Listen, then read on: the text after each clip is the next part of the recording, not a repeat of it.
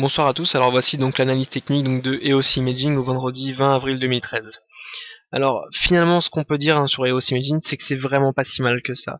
La première raison, c'est vraiment cette zone de support de 4,50 qui a été très résistante. On n'a jamais clôturé en deçà de 4,50.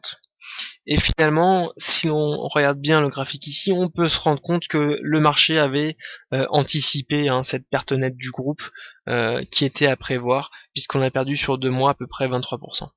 Donc c'était fortement anticipé. On a une zone de support de 4,50 qui est très résistante, ce qui voudrait dire, et qui forcément viendrait marquer des tendances à la hausse ou à la baisse, si l'on venait consolider donc en deçà de 4,50 à la suite des résultats de mardi.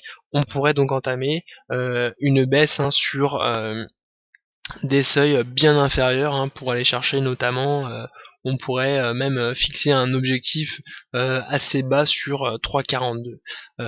En tout cas, ce que l'on peut dire et ce qui est appréciable, c'est que on a une bonne anticipation du marché sur les résultats à venir.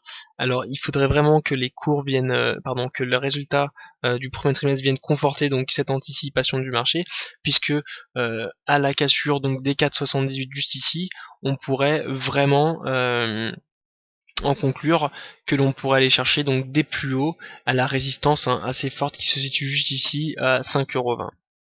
Donc en tout cas, voilà, on a une très bonne résistance aux alentours donc de 4,50 qui forme d'ailleurs un double bottom juste ici, comme on peut voir. On était d'abord sur un seuil de 4,50 aux alentours donc du 9 avril 2013, qu'on est revenu chercher donc aujourd'hui pour rebondir et clôturer d'ailleurs à la hausse malgré des résultats avec un résultat opérationnel en baisse et qui est négatif, et un résultat net négatif. Mais bon, on a tout de même une bonne visibilité sur EOS Imaging en termes de trésorerie, sa capacité d'autofinancement, et on a aussi une bonne visibilité et une bonne continuité sur les performances en Amérique, qui est un marché dominant chez EOS Imaging.